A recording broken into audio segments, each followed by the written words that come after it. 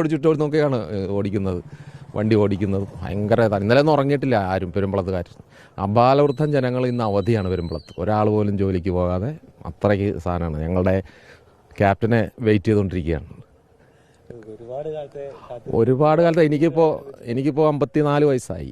എൻ്റെ വിദ്യാഭ്യാസം മുതൽ വള്ളത്തിൽ ആണ് ഫസ്റ്റ് യാത്ര ചെയ്യുന്നത്. അന്നൊന്നും ബോട്ട് ഇത്ര ഇതല്ല. അപ്പോൾ നമ്മുടെ കൗമാരം കഴിഞ്ഞു, യൗവനം കഴിഞ്ഞു, അത് കഴിഞ്ഞ് ജോലിക്കായി. ഇപ്പോൾ അത് റിട്ടയർമെൻറ്റിൻ്റെ ടൈമായി. ഇനിയിപ്പോൾ അടുത്ത തലമുറയാണ് ഇത് ആഘോഷിക്കാൻ പോകുന്നത്. അവർക്ക് പറന്ന് എല്ലായിടത്തേക്കും പോകാനുള്ളൊരു വലിയൊരു ചിറകാണ് നമുക്ക് ലഭിച്ചിരിക്കുന്നത്.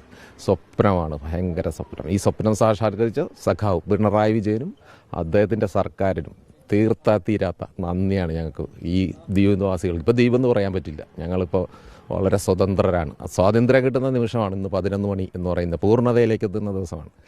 അതിൻ്റെ ആഹ്ലാദത്തിലാണ് ഞങ്ങളെല്ലാം.